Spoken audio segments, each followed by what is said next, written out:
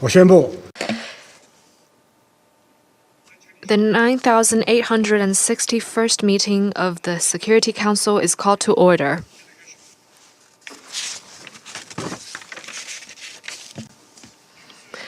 The provisional agenda for this meeting is maintenance of international peace and security, practicing multilateralism, reforming and improving global governance. The agenda is adopted. I would like to warmly welcome the Secretary General, the distinguished ministers, and other high-level representatives present in the Security Council chamber. Your presence today underscores the importance of the subject matter under discussion. Before each of you is a list of speakers who have requested to participate in accordance with Rules 37 and 39 of the Council's Provisional Rules of Procedure, as well as the previous practice of the Council in this regard. We propose that they be invited to participate in this meeting. There being no objection, it is so decided. The Security Council will now begin its consideration of Item 2 of the agenda. I wish to draw the attention of Council members to document S 2025-78, a letter dated February 3, 2025, from the Permanent Representative of China to the United Nations, addressed to the Secretary General, transmitting a concept paper on the item under consideration. I now give the floor to the 秘书长。 Excellency Mr. Antonio Guterres. Excellencies, I thank Minister Wang and China for convening this important discussion. This year marks the 80th anniversary of the United Nations. Born out of the ashes of the Second World War, our organization was the result of a global commitment to, and I quote, save succeeding generations from the scourge of war. It also signaled a commitment to an entirely new level of international cooperation grounded in international law and our founding charter. To help countries move past the horrors of conflict to forge sustainable peace, to tackle poverty, anger and disease, to assist countries in climbing the development ladder, to provide humanitarian support in times of conflict and disaster, to embed justice and fairness through international law and respect for human rights, and to work through this Council to push for peace through dialogue, debate, diplomacy and consensus building. 8 decades later, one can draw a direct line between the creation of the United Nations and the prevention of a Third World War. 8 decades later, the United Nations remains the essential, one-of-a-kind meeting ground to advance peace, sustainable development and human rights. But 8 decades is a long time, and because we believe in the singular value and purpose of the United Nations, we must always strive to improve the institution and the way we work. We have the hardware for international cooperation, but the software needs an update. An update in representation to reflect the realities of today. An update in support for developing countries to redress historical injustices. An update to ensure countries adhere to the purposes, principles and norms that ground multilateralism in justice and fairness. And an update to our peace operations. Excellencies, global solidarity and solutions are needed more than ever. The climate crisis is raging, inequalities are growing, and poverty is on the rise. As this Council knows well, peace is getting pushed further out of reach, from the occupied Palestinian territory to Ukraine, to Sudan, to the Democratic Republic of the Congo, and beyond. Terrorism and violent extremism remain persistent scourges, and we see a dark spirit of impunity spreading. The prospect of nuclear war remains, outrageously, a clear and present danger. And the limitless promise of emerging technologies like artificial intelligence is matched by limitless peril to undermine and even replace human thought, human identity, and human control. These global challenges cry out for multilateral solutions. The Pact for the Future, you adopted in September, is aimed at strengthening global governance for the 21st century and rebuilding trust, trust in multilateralism, trust in the United Nations, trust in this Council. At its heart, the Pact for the Future is a pact for peace, peace in all the dimensions. It puts forward concrete solutions to strengthen the machinery of peace, drawing from proposals to the new agenda for peace that prioritize prevention, mediation, and peace building. The Pact seeks to advance coordination with regional organizations and ensure the full participation of women, youth, and marginalized groups in peace processes. And it calls for strengthening the Peace Building Commission to mobilize political and financial support for nationally owned peace building and prevention strategies. The Pact also includes the first multilateral agreement on nuclear disarmament in more than a decade, new strategies to end the use of chemical and biological weapons, and revitalized efforts to prevent an arms race in outer space and advance discussions on lethal autonomous weapons. It also calls on member states to live up to their commitments enshrined in the UN Charter and the principles of respect for sovereignty, territorial integrity, and the political independence of states. It reaffirms unwavering commitment to abide by international law and prioritize the peaceful settlement of disputes through dialogue. And it recognizes the role of the United Nations in preventive diplomacy. And it reinforces the need to uphold all human rights, civil, political, economic, social, and cultural. It calls for the meaningful inclusion of women and youth in all peace processes. And it specifically calls on this Council to ensure that peace operations are guided by clear and sequenced mandates that are realistic and achievable with viable exit strategies and transition plans. But the Pact does even more for peace. It recognizes that we must address the root causes of conflict and tensions. Sustainable peace requires sustainable development. The Pact includes support for an SDG stimulus to help developing countries invest in their people and tackle their challenges, like moving towards a future anchored in renewable energy. It includes a revitalized commitment to reform the global financial architecture to better and more fairly represent the needs of developing countries. And it includes a global digital compact that calls for an AI governance body that brings developing countries to the decision-making table for the first time. Excellences. Excellencies. The Pact also recognizes that the Security Council must reflect the world of today, not the world of 80 years ago, and sets out important principles to guide this long-awaited reform. This Council should be enlarged and made more representative of today's geopolitical realities. We must also continue improving the working methods of this Council to make it more inclusive, transparent, efficient, democratic, and accountable. These issues have been under consideration by the General Assembly for more than a decade. Now is the time to build on the momentum provided by the Pact for the Future and work towards a greater consensus among regional groups and member states, including the permanent members of this Council, to move the intergovernmental negotiations forward. Throughout, I call on members of this Council to overcome the divisions that are blocking effective action for peace. The world looks to you to act in meaningful ways to end conflicts and ease the suffering these wars inflict on innocent people. Council members have shown that finding common ground is possible. From deploying peacekeeping operations to forging life-saving resolutions on humanitarian aid, to historic recognitions of the security challenges faced by women and young people, to the landmark Resolution 2719 supporting African Union-led peace support operations through assessed contributions.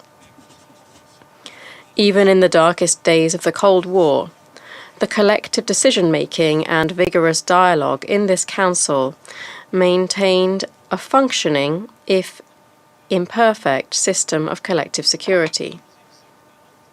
I urge you to summon this same spirit, continue working to overcome differences, and focus on building the consensus required to deliver the peace all people need and deserve.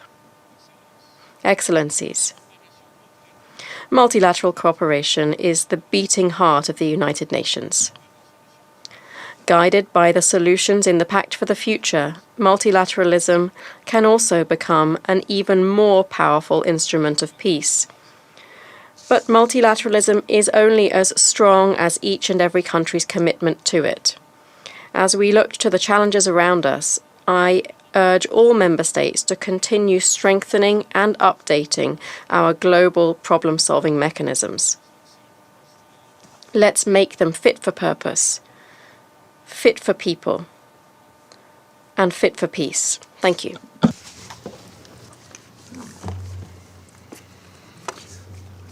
I thank the Secretary General for his briefing. I shall now make a statement in my capacity as Foreign Minister of the People's Republic of China. Your Excellency Secretary General Antonio Guterres, colleagues, I would like to thank Secretary General Guterres for attending this meeting and for his briefing. The year 2025 marks the 80th anniversary of the founding of the United Nations. 80 years ago, our forefathers, with strenuous struggle and tremendous sacrifice, won the great victory of the anti-fascist war.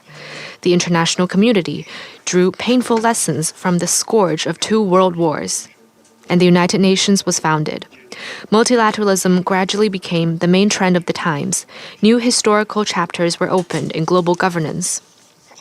The past 80 years is a period of accelerated advancement in world multipolarity and economic globalization. Witnessed people across the world forging ahead and meeting challenges together, and also a period during which the global south has been rising and growing in strength. Meanwhile, although human society has emerged from the shadows of the Cold War and moved beyond the bipolar standoff, comprehensive peace and shared prosperity remain elusive. In the 3rd decade of the 21st century, peace and development remains a long-term, arduous task. The 80 years of history is enlightenment enough. In the face of the turbulent and changing world, the UN-centered international system provides important safeguards for the cause of human progress, and the vision of multilateralism with coordination and cooperation as its cornerstone is the best solution to global issues. In the face of the historical trend of shared future, no country can prosper alone. Mutually beneficial cooperation is the right choice. In the face of the profoundly changing international landscape, the Global South should not only achieve the historic feat of moving toward modernization together, but also remain at the forefront of improving the global governance system. Mr. Secretary General, colleagues, to chart our course for the future, we should not forget why we started out in the beginning. Today, transformation not seen in a century is accelerating across the world. Geopolitical conflicts keep escalating, multiple crises are emerging, and instability and uncertainty are increasingly prominent. In a time of intensifying turbulence and transformation, we need more than ever to remind ourselves of the founding mission of the UN, reinvigorate true multilateralism, and speed up the efforts to build a more just and equitable global governance system. In this connection, China proposes the following. First, upholding sovereign equality. All countries are equal, regardless of size or strength. This is the foremost principle in the UN Charter. In advancing global governance, all countries have the right to participate as equals, make decisions as equals, and benefit as equals. We must respect the development paths chosen independently by people of all countries, uphold the principle of non-interference in internal affairs, and not impose one's will upon others. We must practice international rule of law, ensure the effective implementation of international law, and reject double standards. And resolutions of the Security Council are binding and should be observed by all countries. The Security Council is entrusted with authority, and such authority should be upheld by all countries. Any act of bullying, trickery, or extortion is a flagrant violation of the basic norms of international relations. Any unilateral sanction that circumvents Security Council authorization lacks legal basis, defies justification, and contradicts common sense. Second, upholding fairness and justice. A critical part of global governance is to ensure that justice prevails. Since the end of World War II, a large number of countries in the global south have emerged on the world stage, which has revealed growing incompatibility and irrationality in the global governance structure. Under the new circumstances, international affairs should no longer be monopolized by a small number of countries. Countries in the global south have the right to speak up for and defend their legitimate rights and interests. And the fruits of development should no longer be taken by just a few countries. People of all countries have the right to a happy life. The reform of the Security Council should continue to emphasize democratic consultation, increase the representation of countries, especially African countries, and effectively address historical injustice. Third, upholding solidarity and coordination. Promoting international cooperation is an important purpose of the UN Charter and a sure path toward improving global governance.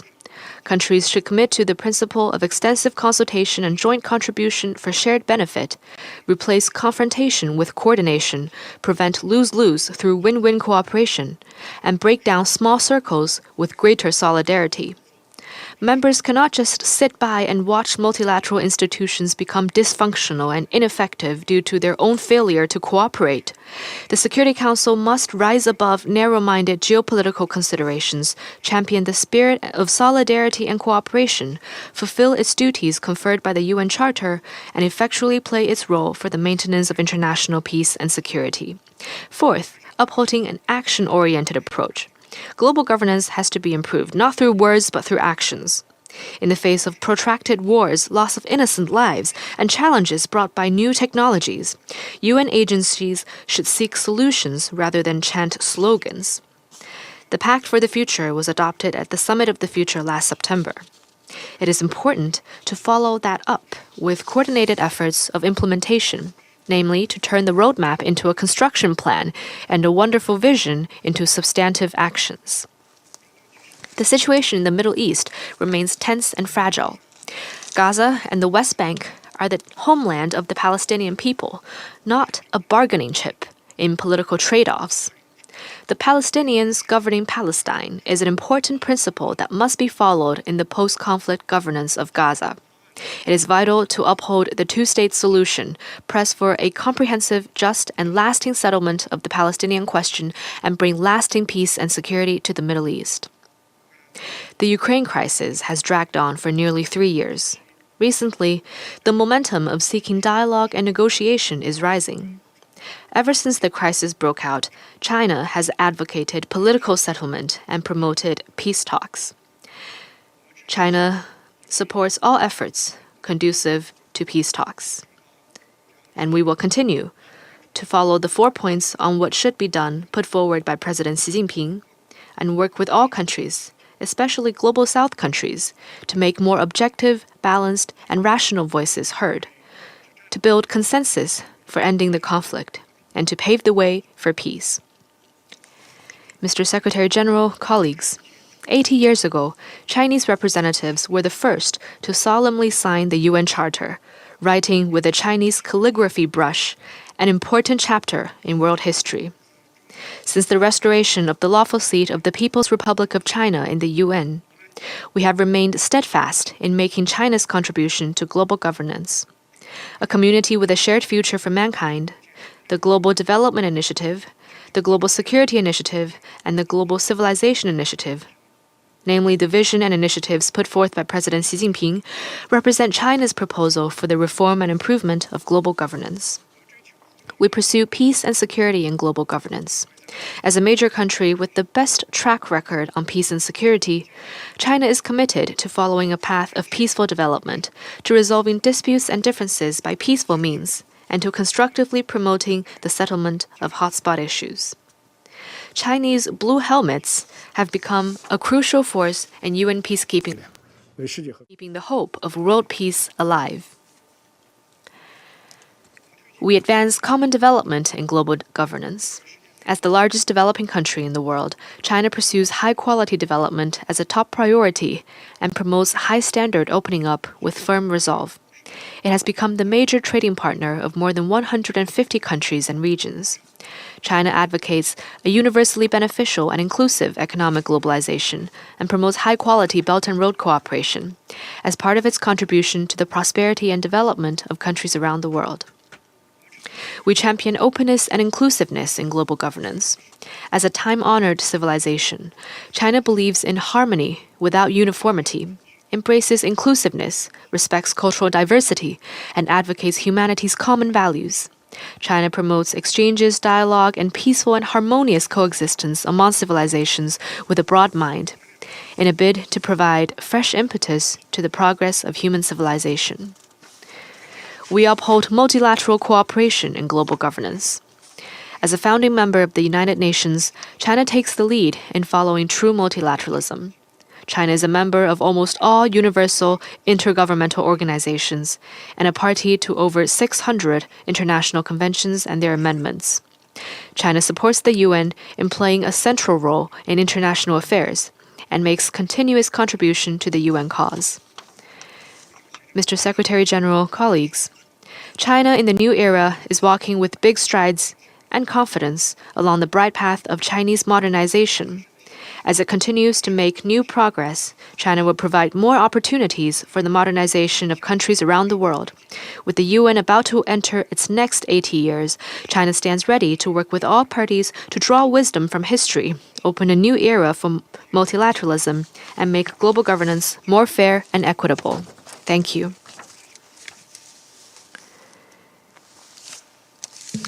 I resume my function as President of the Council. I now give the floor to His Excellency Mr. Mohammad Ishaq Dar, Deputy Prime Minister and Minister of Foreign Affairs of Pakistan. Thank you, Excellency President of Security Council, Honorable Secretary General UN, Excellencies, colleague ministers, ambassadors, ladies and gentlemen, Assalamu alaikum and very good morning. It is indeed a great pleasure seeing you, my dear friend, Minister Wang, presiding over the important Security Council meeting. Pakistan congratulates China on its successful presidency and commends your leadership in convening this timely debate on practicing multilateralism, reforming and improving global governance. I also thank Honorable Secretary General for his insightful statement. Mr. President, we are meeting today at a time of profound global turbulence.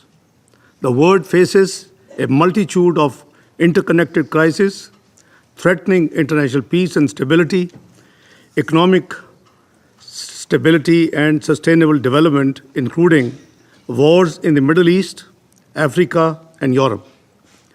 Prolonged and brutal foreign occupation, resurgent fascism, great power rivalries, and renewed global arms race, the increasing weaponization of cyberspace and outer space, and new and destructive technologies. Mr. President, the continued inequalities of the global financial system have further aggravated today's crisis. The very fabric of the world order established under the UN Charter is in danger of being torn apart unless timely reforms and corrective actions are not undertaken. Mr. President, under the visionary leadership of President Xi Jinping, China is working actively to address the multi-pronged mixed crisis the world faces today. We, the United Nations member states, are all in the same boat. We must help each other to avoid the threat of a global war, the use of nuclear weapons, the issues of poverty, the existential threat of climate change. In the Pact for the Future, adopted last year, our leaders have reaffirmed their collective determination to respond to these challenges. We must translate these commitments into actions. It is clear that these complex and interlinked challenges can only be addressed through a renewed recourse to the multilateralism based on the universal and consistent adherence to the fundamental principles of the UN Charter, self-determination of peoples, non-use of threat force, non-acquisition of territory but the use of force, respect for the sovereignty and territorial integrity of all states, non-interference in their internal affairs, and pacific settlement of disputes. Mr. President, nowhere is our failure to uphold the Charter and its principles more evident than in the ongoing tragedy in Palestine, in the vicious military aggression in Gaza, the mass killings of civilians, mostly women and children, in the systematic violations of fundamental human rights, international law, and international humanitarian law. Mr. President, after witnessing 15 months of unimaginable suffering in Gaza, the ceasefire agreement between Hamas and Israel announced on 15th of January 2025 offers a glimmer of hope. Pakistan welcomes this agreement and commends the mediation efforts of Egypt, Qatar, and the United States. We hope that all stages of the agreement will be fully implemented, leading to a permanent ceasefire and an inclusive political process towards a two-state solution. This remains the only viable framework for durable peace between Israel and the Palestinians and the Arab and the Muslim world. We call for urgent and adequate humanitarian assistance to the people of Gaza. The role of UNRWA is critical in this context. We also look forward to the earliest reconstruction of Gaza. We oppose any displacement of the Palestinian people from their homeland. Mr. President, the Jammu and Kashmir dispute is another open wound and an ever-present threat to international peace and security. For almost 8 decades, the same life of the UN, the people of Jammu and Kashmir have confronted brutal foreign occupation and been denied their right to self-determination as prescribed by multiple UN Security Council resolutions. The Security Council has an enduring responsibility to ensure the implementation of its own resolutions. Pakistan will continue to work for a peaceful resolution of the Jammu and Kashmir dispute in accordance with the UN Charter and relevant Security Council resolutions. Mr. President, a peaceful and stable Afghanistan is essential for regional and global security. Pakistan continues to face cross-border terrorist attacks, especially by the Tehreek-e-Taliban Pakistan from Afghan soil. Pakistan remains determined to take all necessary measures to counter these threats. The IAG must take decisive action to prevent terrorism within and from Afghanistan. Despite the cross-border terrorism, Pakistan will continue its engagement with the interim government in Kabul, facilitate humanitarian support to the millions of destitute people in Afghanistan, and support Afghanistan's economic and social development. Mr. President, terrorism remains a global threat. Pakistan has been at the forefront of the fight against terrorism, sacrificing thousands of lives to dismantle terrorist networks and prevent the spread of extremism. All terrorist groups, be it Daesh, Al-Qaeda, TTP, ETM, IMU, and emerging right-wing extremist group, must be opposed with equal determination. Double standards must be rejected. Nor should counterterrorism provide a pretext to surpass the legitimate struggles of peoples for self-determination. Mr. President, the United Nations and its family of organizations provide the indispensable platforms to respond to the world's multidimensional challenges. So far, the United Nations has not been enabled to achieve its full potential. The structures of the UN should be strengthened, not dismantled. This can be achieved through mutual respect and comprehensive cooperation. Mr. President, to address the challenges of the 21st century, we must reaffirm our commitment to multilateralism and undertake comprehensive reforms of the global governance architecture, refine and reinforce multilateralism to deliver optimum outcomes. No country should presume to have greater stature or influence on others. Respect for justice and equity is an essential precondition for peace and harmony among nations. To this end, Pakistan proposes the following. First, the Pact for the Future promises stronger international action for peace and security. Member states must fulfill their obligations under Article 25 of the Charter by implementing the Security Council's decisions. We must adopt a policy of zero tolerance for violations of the UN Charter. The Security Council should promote peaceful settlement of disputes, resolve and not merely manage conflicts. The Council should adopt a global confidence-building measures to prevent conflicts, ease tensions, and foster cooperation. Second, the UN Security Council must become more democratic, representative, and accountable. The small and medium states, which form the vast majority of the UN members, must be fully and adequately represented on the Security Council. Adding new permanent members would violate the principle of sovereignty and sovereign equality, make the Council even less representative, and exacerbate the prospects of paralysis in the Security Council. Third, the General Assembly, as world's most representative body, must play a greater role in global decision-making. Its mandates and resolution must be respected, and its effectiveness and efficiency enhanced. Fourth, global financial and economic governance must be made more equitable and democratic. The current system is unjust, favoring the rich while trapping developing nations in a cycle of poverty and debt. We call for reforms of the IMF and World Bank to ensure adequate and concessional development financing, debt relief, and allocation of special drawing rights. Fifth and last, the rapid advancement of science and technology, especially artificial intelligence, poses new challenges.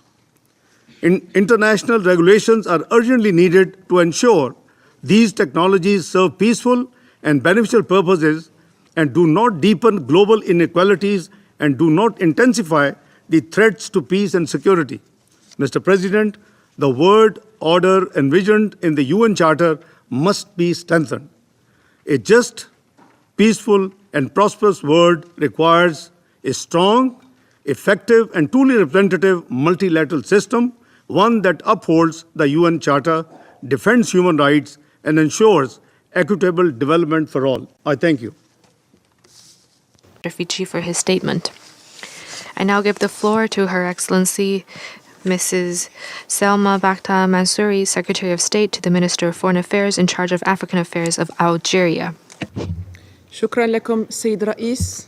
معالي السيد وانغ وزير الشؤون الخارجية لجمهورية الصين الشعبية. أود في البداية أن أغتنم هذه الفرصة. President, Mr. Secretary General, Mr. President, first and foremost, we wish to take this opportunity to congratulate you on your successful presidency of the Security Council this month. I also wish to take this opportunity to applaud the wise choice for today's debate, and I wish to thank the presidency of the Security Council for the concept note. I also wish to thank His Excellency Antonio Guterres, Secretary General of the United Nations, for his detailed briefing. Mr. President,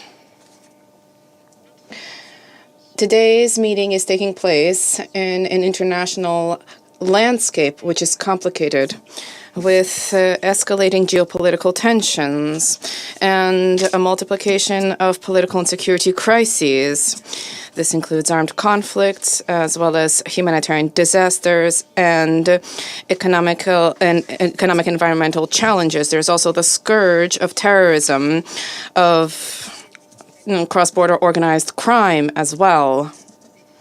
These are challenges which are jeopardizing international peace and security, and they are undermining the effectiveness and efficiency of our multilateral order. These are challenges which are also compounded by growing violations of international law and of the Charter of the United Nations, as well as the marginalization of the role of regional organizations, specifically the African Union. There are also attempts undertaken to impose double standards vis-à-vis present-day conflicts, specifically in Africa. Mr. President, Algeria is firmly of the view that our commitment to the multilateral order remains the most effective way to tackle these common challenges. However, this order is experiencing unprecedented setbacks, and these have been emanating from heightened polarization at the international level, as well as the erosion of trust in United Nations institutions. We, however, believe that the reform of the multilateral order is of paramount importance. This reform needs to be inclusive, just, and balanced. And in this vein, we wish to shed light on 5 important points. And this is necessary to guide the United Nations reform process and to bolster the effectiveness of the international order. Number 1, there is a need to safeguard the central role of the United Nations, as well as to ensure fair and balanced representation within United Nations bodies, specifically the Security Council. It is unacceptable that there is ongoing historic injustice endured by Africa in light of the fact that Africa is a continent which represents more than a quarter of the United Nations membership. And Africa continues to be deprived of permanent representation at the Security Council, and its representation in the non-permanent seats remains limited. And in this regard, my country reaffirms our full support for the shared African position as stipulated in the Swahili Consensus and the Sirt Declaration. This is a position which is largely supported by the United Nations membership. Second, there's a need to enhance the role of the General Assembly of the United Nations in its capacity as the most representative and most inclusive body. There's a need to provide the General Assembly with greater authority to tackle major international challenges in order to enhance democracy within our organization. The restoration of the balance among the bodies of the United Nations is an urgent priority. مجلس الأمن وحده. United Nations order not to exclusively be limited to the Security Council. There's a need for the General Assembly to restore its place as a critical platform and a body to take decisions that are inclusive and decisive. Represents all member states and remains the most representative body when it comes to enhancing the principle of international democracy and balanced governance. This Security Council recently held debates, including open debates, which reflect a broad consensus towards the need to enhance the role of the General Assembly and to guarantee respect for its prerogatives as stipulated by the Charter. And in this regard, we applaud the central role played by the ICJ in its capacity as the main judicial body of the United Nations, specifically to prevent the outbreak of international conflict and to resolve these conflicts through peaceful means. Thus, we cannot but welcome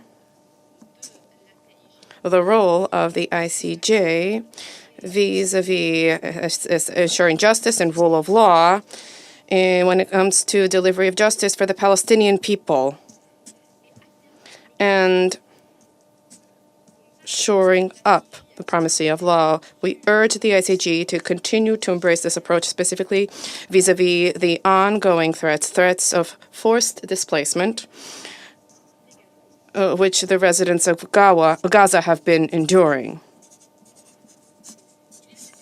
Third, there is a need to improve the working methods of the Security Council to ensure that they be more transparent and effective, and for there to be equal opportunity for all members of the Security Council.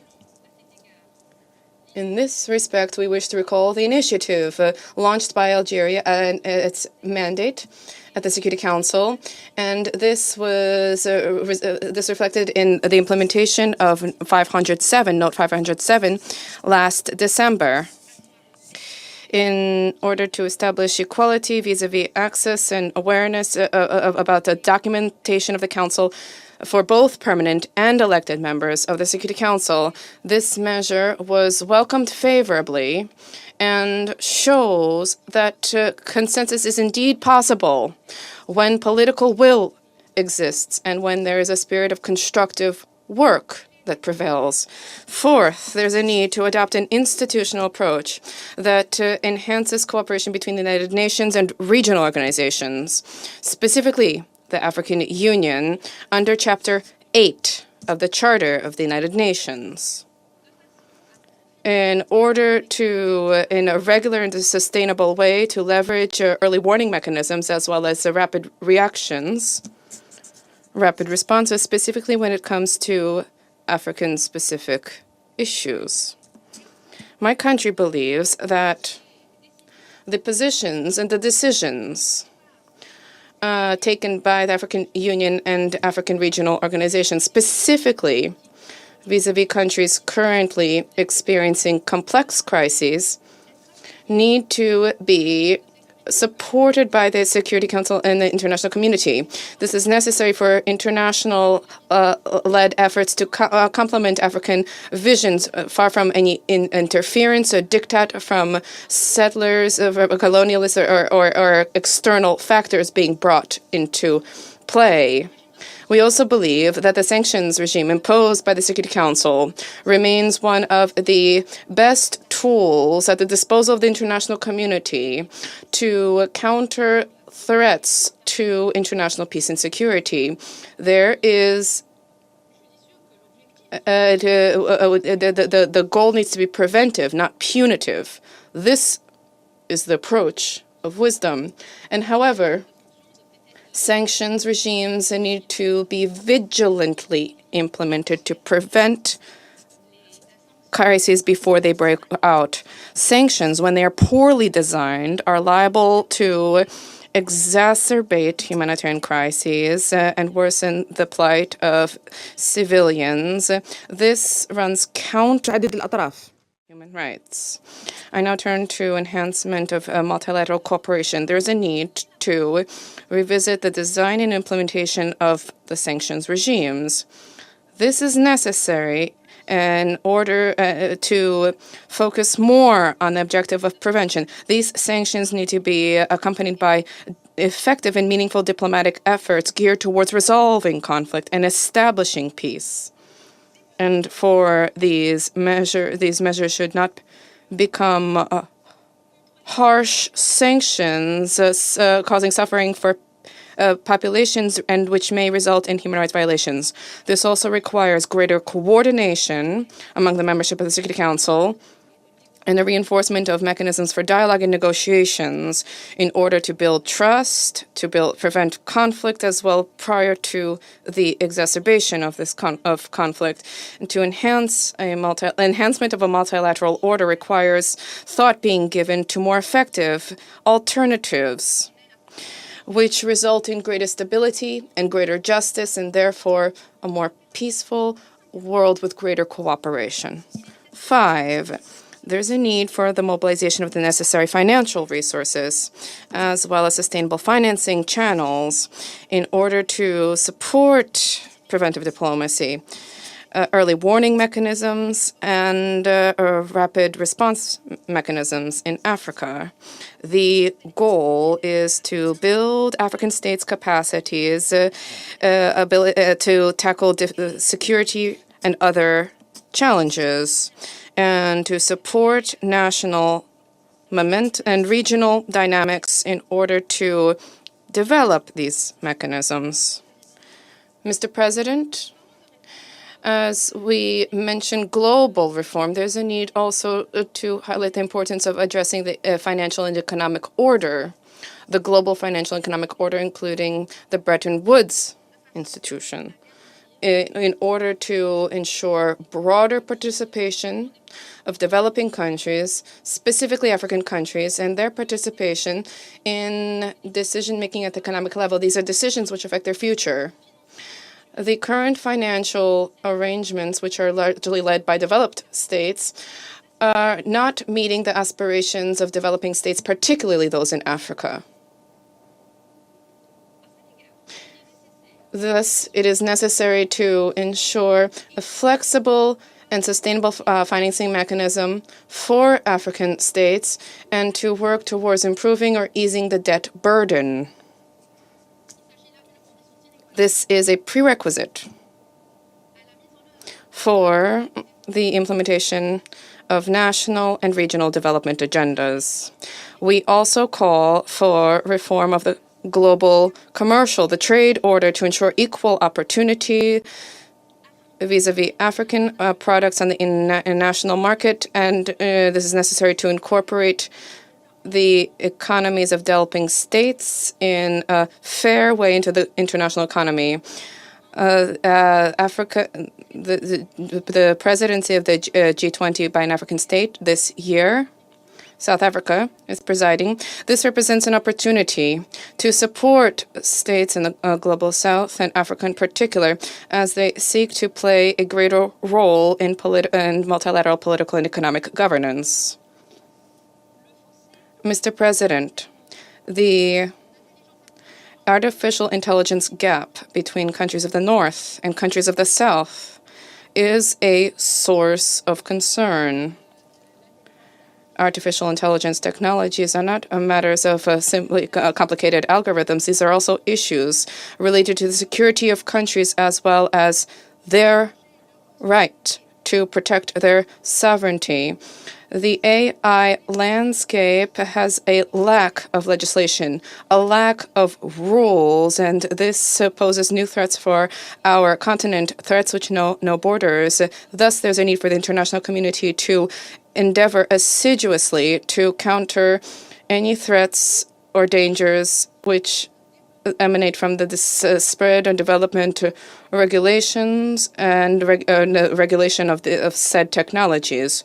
To conclude, the future of our world is the responsibility of all. There's a need for protection and for guarantees for prosperity for us as well as for succeeding generations, as was declared on a number of occasions by His Excellency the President of the Republic, Abdelmajid Tebboune, working assiduously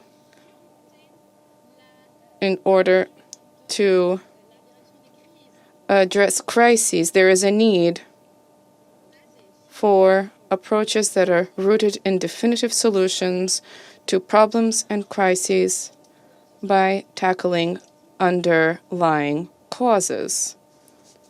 Those were the words of the President. Today's meetings, including the Summit for Social Development as well as the Conference on Financing for Development, and the review of the peace-building architecture at the United Nations, represent opportunities to renew and shore up the multilateral order. We will continue to work towards a world that enjoys peace, stability, security, and prosperity. The prosperity of the peoples under the auspices of the United Nations, working in good faith, with goodwill, together to achieve a shared goal, that of meeting the legitimate aspirations of our people, that of enhancing our cooperation for a better future for succeeding generations. Thank you for your attention. I thank Her Excellency Mrs. Mazuri for her statement. I now give the floor to Her Excellency Ms. Frances Fagy Al-Ghali, Deputy Minister of Foreign Affairs of Sierra Leone. Mr. President, Your Excellency Wang, Foreign Minister of the People's Republic of China, Sierra Leone commends the People's Republic of China for convening this important high-level open debate on the crucial topic of practicing multilateralism, reforming and improving global governance.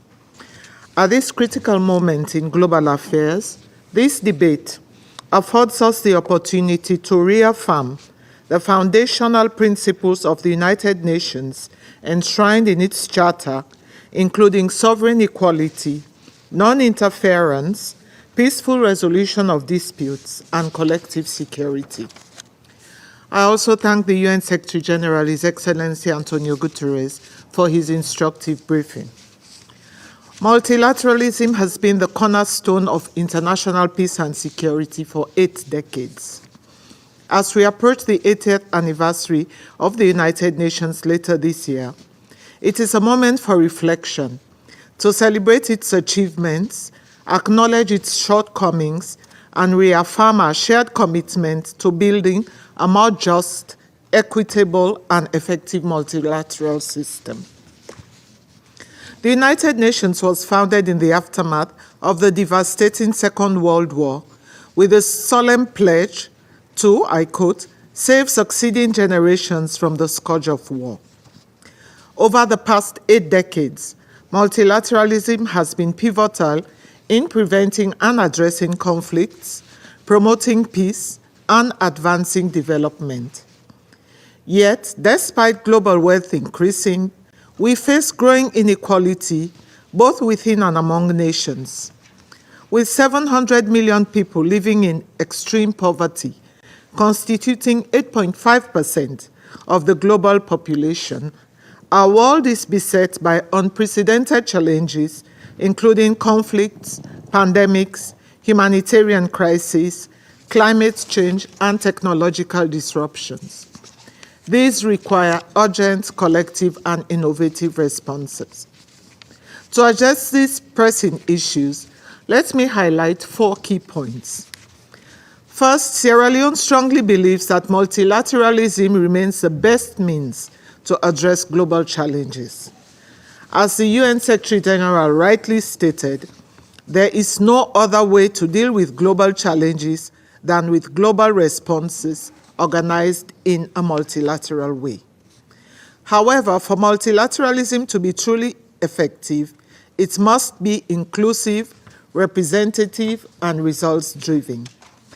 Our multilateral system must adapt to the changes in global economic dynamics, population, and influence.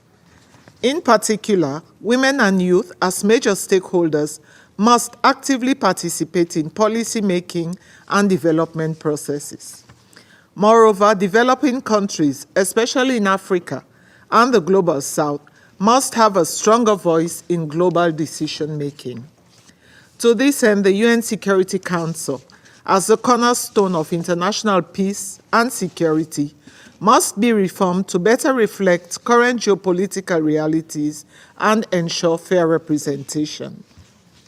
Nearly 80 years since its formation, the Council remains outdated with its imbalanced composition, undermining its legitimacy and effectiveness.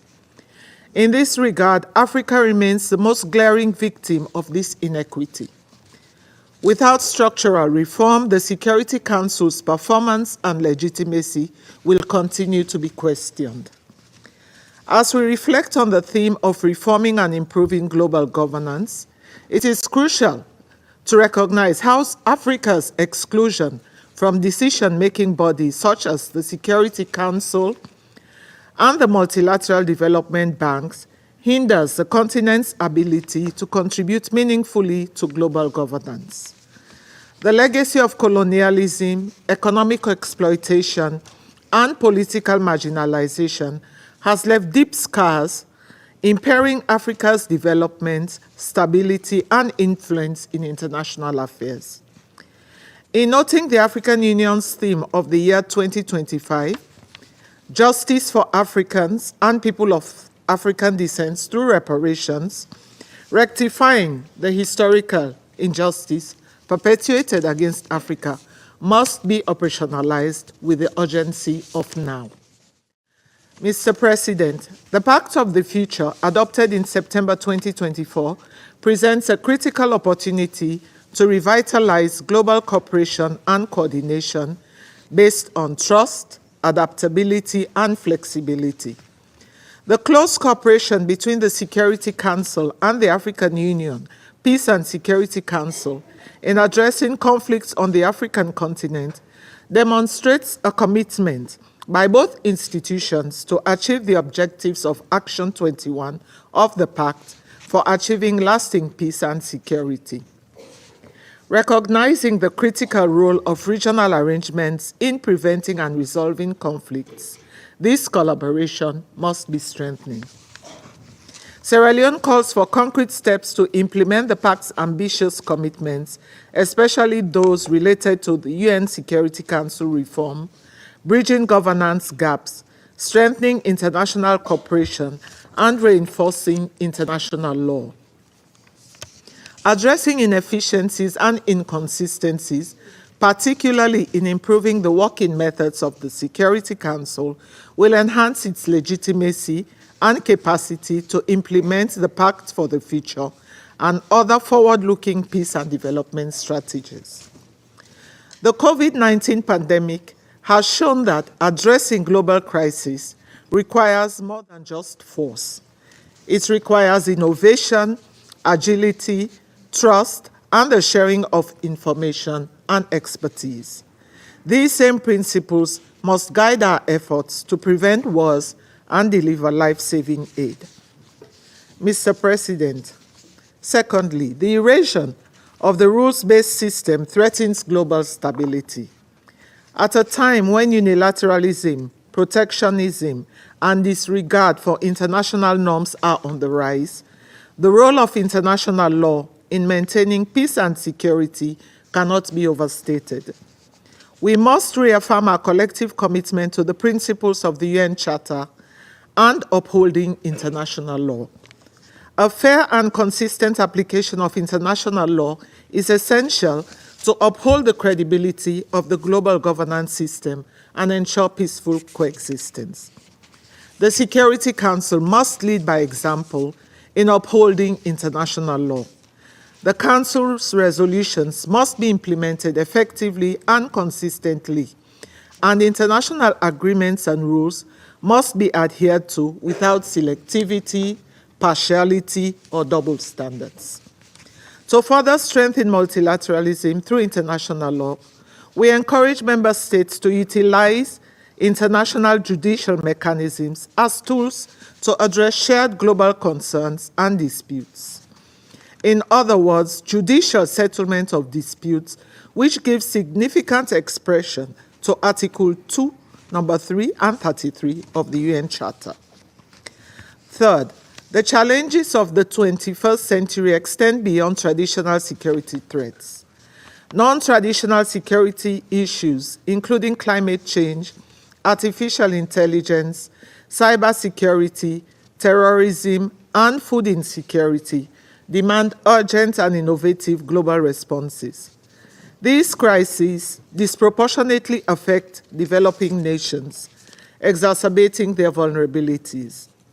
To address this, we must enhance capacity building, foster information sharing and technology transfer, and strengthen international cooperation to ensure no country is left behind. Fourth, the digital divide remains a critical challenge in our quest for equitable global governance. Many developing countries lack the infrastructure and resources to leverage technological advancement and digital transformation. Sierra Leone urges the international community to support initiatives that promote technological capacity building, digital inclusion, and fair access to global supply chains, ensuring that all nations can fully participate in the global economy. Mr. President, strengthening the role of the UN and Security Council requires unity, not division. We must set aside geopolitical rivalries and embrace dialogue, cooperation, and collective problem solving. Despite the varying socio-economic and political conditions of our countries, the scale and transnational nature of many global issues demand collective action. In these instances, multilateral frameworks are indispensable in preventing catastrophic consequences. The tools available to us have largely maintained a rules-based multilateral system. By improving these tools, we can better serve humanity.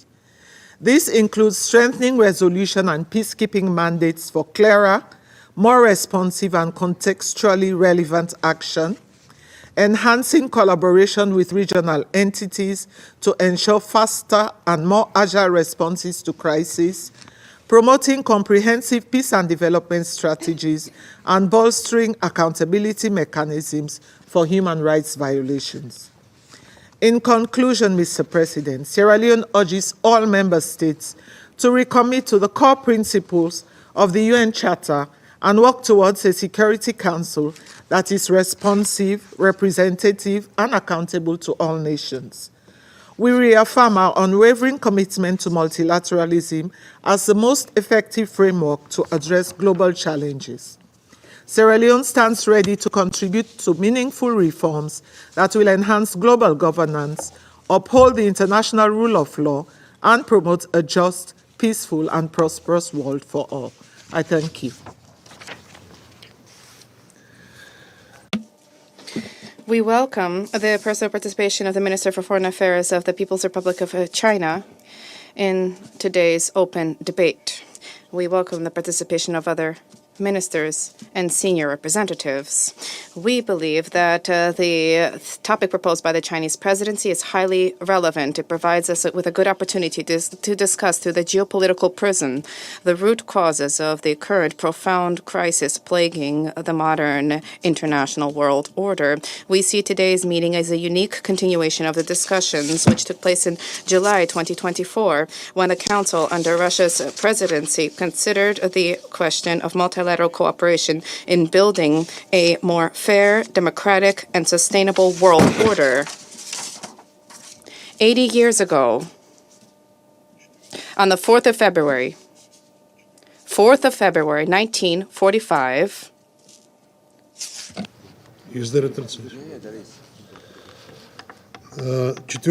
on the 4th of February 1945, the Yalta Conference began. During this epochal meeting, the contours of the post-war world order were set out, at the heart of which was the United Nations. In the international legal dimension, the Charter of the United Nations first set out the equality of all states, ridding the world of patterns of legitimization of the claims of certain countries to domination.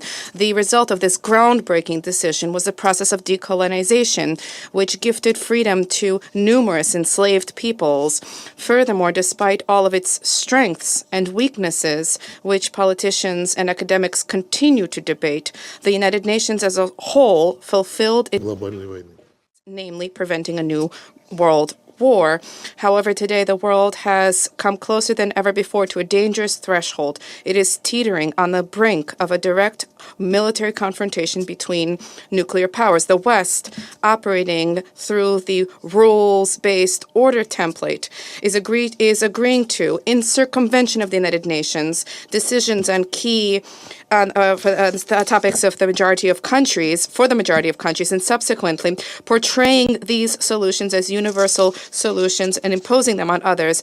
We therefore see a deliberate undermining of the authority of the United Nations and the primacy of international law in governing international relations. We are witnessing a broad application of the practice of unilateral coercive measures being imposed whenever supporters of methods of force in global politics do not manage to push through their desired outcome at the Security Council. An example of this is the situation in Iran.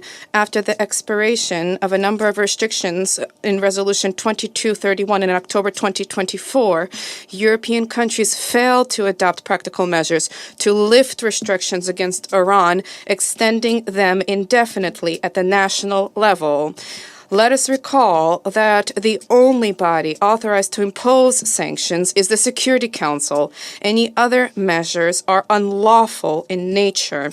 However, sanctions by the Council themselves are not etched in stone. As with any other instrument for the maintenance of international peace and security, the Council has a duty to proactively work to update them, to adapt them, to reflect new realities, and ensure their effective implementation. In this vein, it is clear that the current restrictions imposed against the DPRK is not helping to normalize the situation on the Korean Peninsula, and a major revision is long overdue. Failure to abide by the UN Charter and a reckless approach to Security Council resolutions on a number of acute international issues has now become the hallmark of the West. From the poorly hidden disclosures of many Western politicians and diplomats, we see that for their capitals, Security Councils are meaningless. They, with marked regularity, are not being implemented, or they are merely viewed as being non-binding. Behind these actions, there's a keen desire to preserve the neo-colonial system of exploitation, allowing its ruling elites and financial industrial capital to parasitically plunder the resources of developing countries. Russia has been undertaking efforts to advance anti-colonial and anti-neo-colonial agendas at the United Nations, including the adoption of the General Assembly Thematic Resolution in December 2024. In the context of efforts to resolve the Ukrainian crisis, it is becoming clear who genuinely advocates a more fair, equitable, more equal world, and who are living in the past and are striving at any cost to make their geopolitical agendas a reality. Any state claiming to act as a mediator and proposing peace initiatives must first and foremost clearly understand what caused this conflict. The root cause of this conflict is the disregard for the legitimate interests of the Russian Federation in the area of security, and an aspiration to inflict a geopolitical defeat on Russia, as well as failure by the regime which seized power following an institutional coup. The Kiev regime's failure to comply with, to respect the rights of the entire population of Ukraine, and the obligation of any normal government before all of its citizens. Alongside the achievement of the goals of the special military operation, Russia has been advocating the establishment of a system of indivisible and equal security in Eurasia, through which all states can be confident in their own security and will not attempt to uphold them at the expense of others' interests. The Russian president has advanced an initiative on this matter. It is in keeping with the ideas of many countries located on our shared continent. There is no doubt that a comprehensive approach to multilateralism hinges on the purposes and principles of the United Nations Charter. Alongside the establishment of a multilateral world order with a shift of the center of power to the global south, there's a growing need for the adaptation of global governing institutions to reflect modern day realities, and first and foremost for there to be reform of the United Nations and its Security Council. We advocate greater representation at the Security Council of African, Asian, and Latin American states. Domination at the Council of Western States as successors of colonial powers is a relic of the past.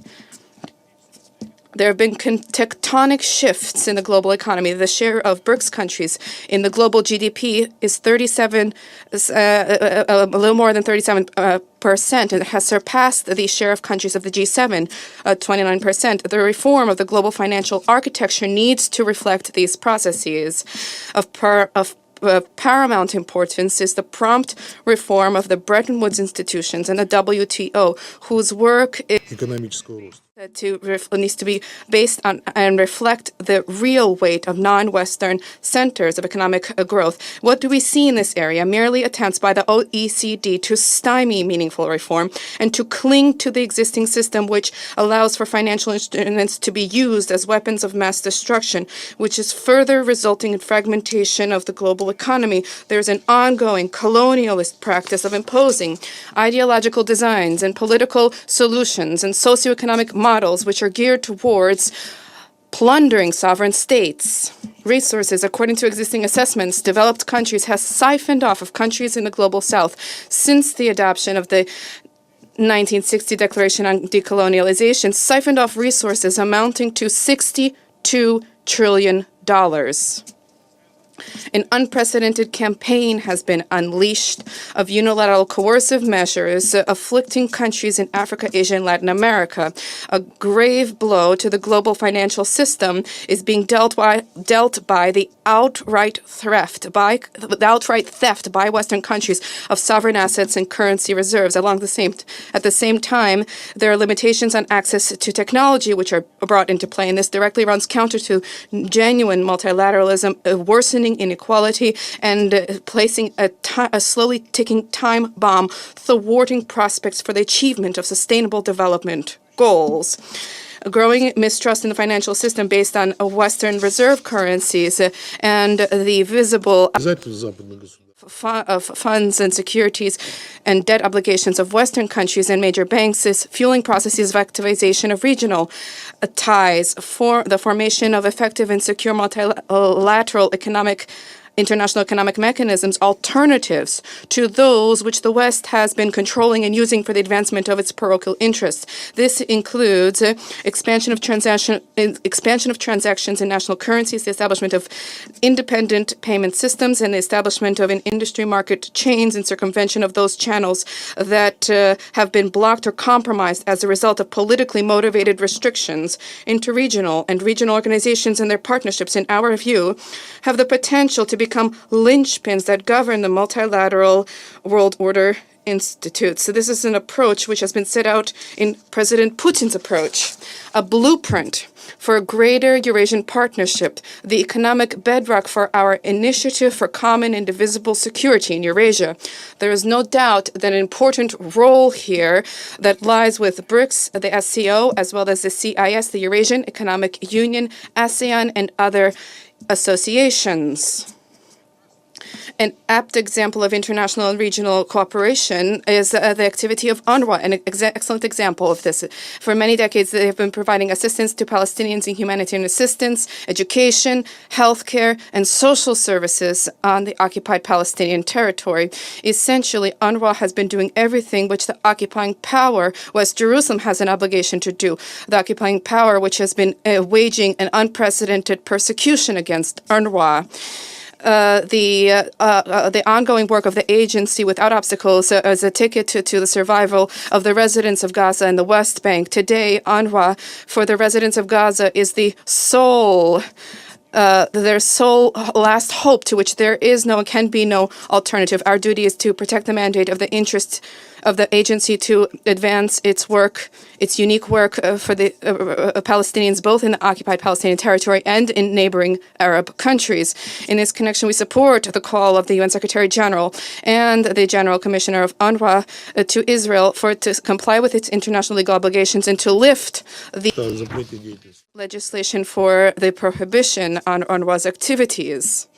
Clearly, an important impetus for strengthening multilateralism is becoming is being reflected in the multiplying global challenges faced by humankind. They include healthcare crises, the infiltration into our lives of unbridled digital technologies, climate change, the so-called demographic transition, which essentially, as some experts have deemed, this is a demographic suicide for a growing number of nations. The United Nations is designed to play a central coordinating role in developing adequate solutions with the involvement of all stakeholders, and depoliticized international scientific cooperation is designed should present compelling and long-term basis for the adoption of such decisions. When it comes specifically to the achievement of the SDGs, major hopes have been pinned on the forthcoming Fourth International Conference on Financing for Development to be held in Spain in July. Among other priorities, we would note the issue of the digital divide. We advocate the establishment of international dialogue and stepping up the activity of specialized international organizations with the aim of reducing digital inequality, providing assistance to developing states and states with transitional economies, and fleshing out now international legislation and high technology infrastructure for the digital economy. Discussions on the above-mentioned issues need to take place without slipping into futile polemicism. Otherwise, tangible results will be beyond reach. There's a need to restore professionalism in diplomacy, a culture of dialogue, the ability to listen, to hear others' views, to preserve channels for crisis communications. There is a bedrock for this, and that is the Charter of the United Nations. If all parties, barring none, respect its spirit and letter, not interpreting it selectively for the advancement of geopolitical interests, the United Nations is in a position to resolve current disputes and reach common ground on the majority of issues facing it. Thank you. I welcome the contributions to our discussion today from His Excellency Foreign Minister Wang and the Secretary General. The United Kingdom remains deeply committed to the United Nations. But 80 years since its creation, with more countries engaged in conflict than ever before, we're falling short of its founding mission to save succeeding generations from the scourge of war. And despite progress on health and education, significant global challenges remain. The climate crisis is accelerating, and the Sustainable Development Goals are off track. Why so? There is more to this than the often mentioned liquidity crisis. In 80 years, UN membership has increased from 51 to 193 member states. But the UN and its institutions are not fully representative of all its members.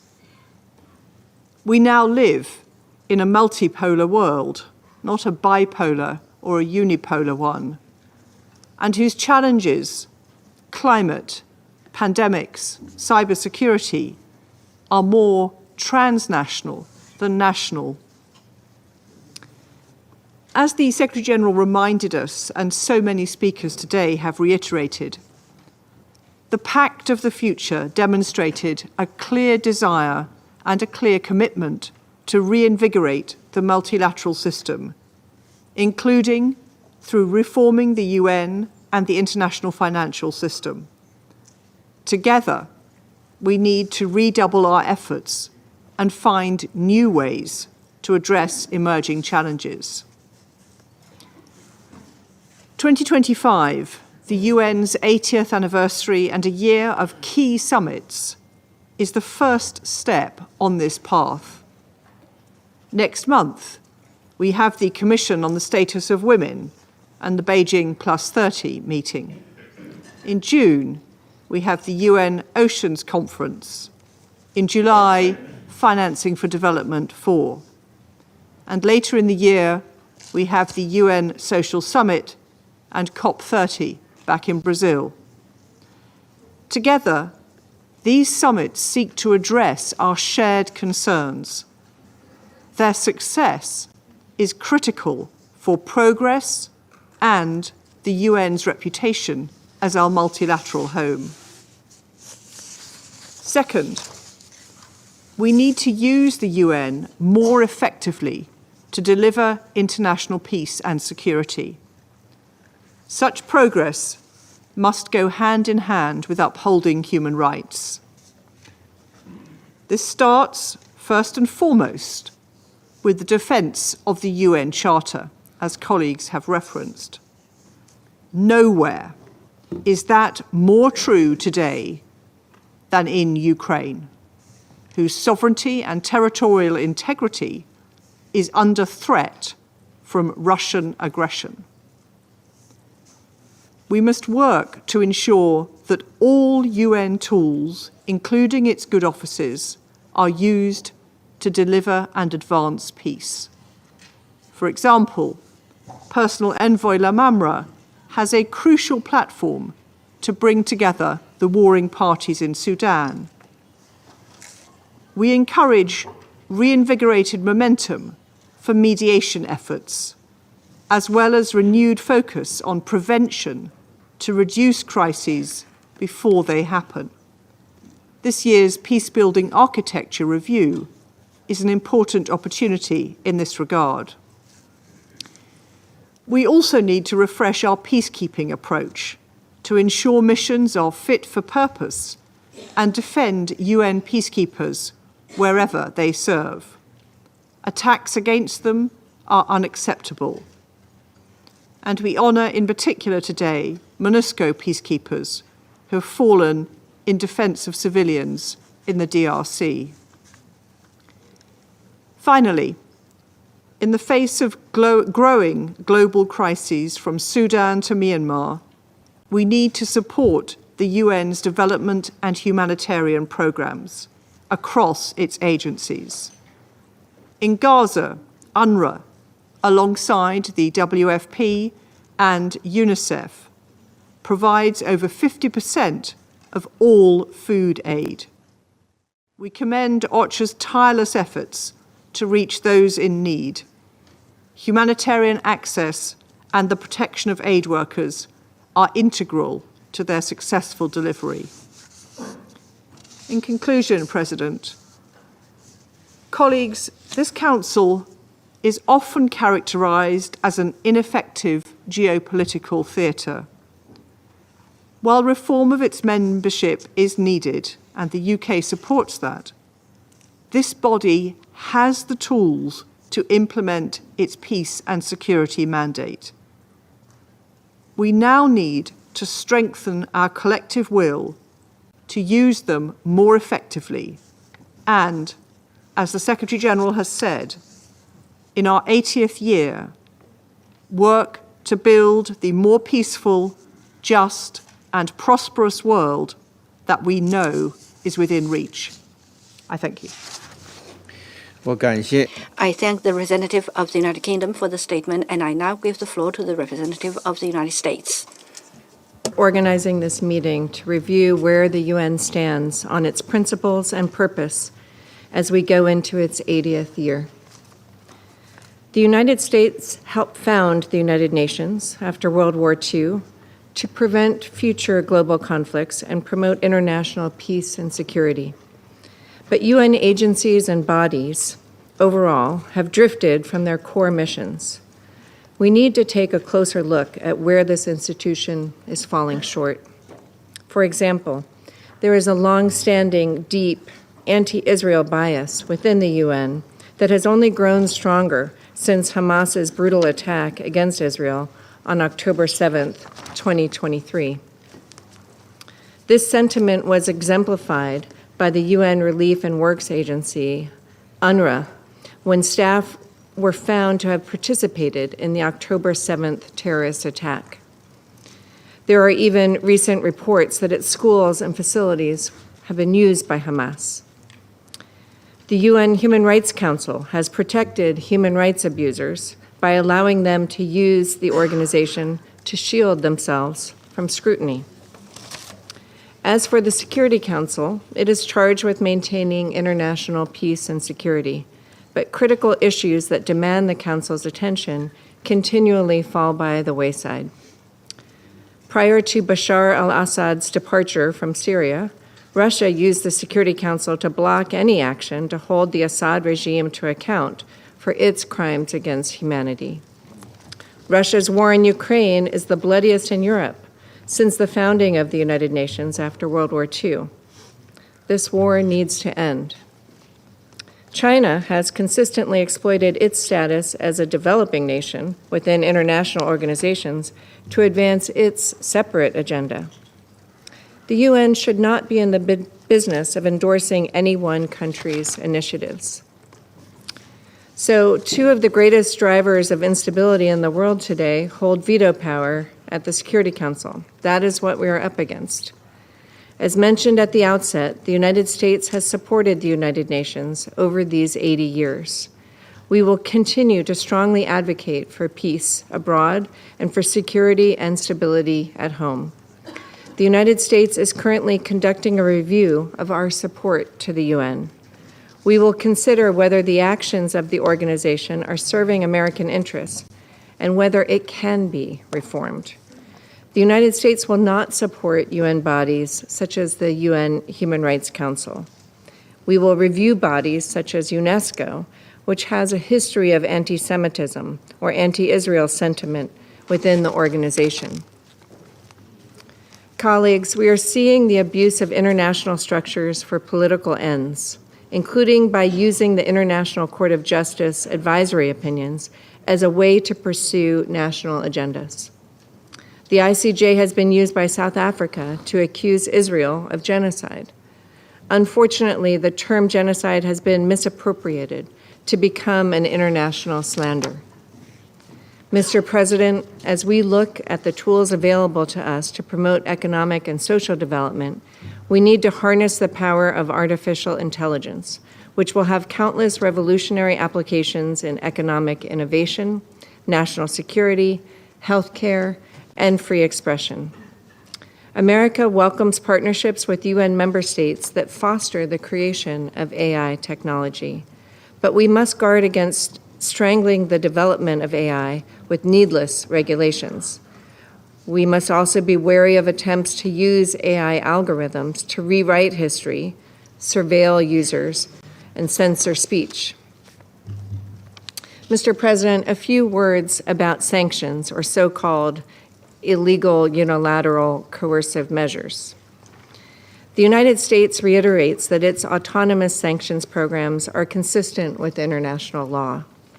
In addition to observing and respecting UN sanctions, the United States and many of our partners legitimately use domestic authorities, carefully regulating our domestic financial systems in a tailored way to address threats to international peace and security.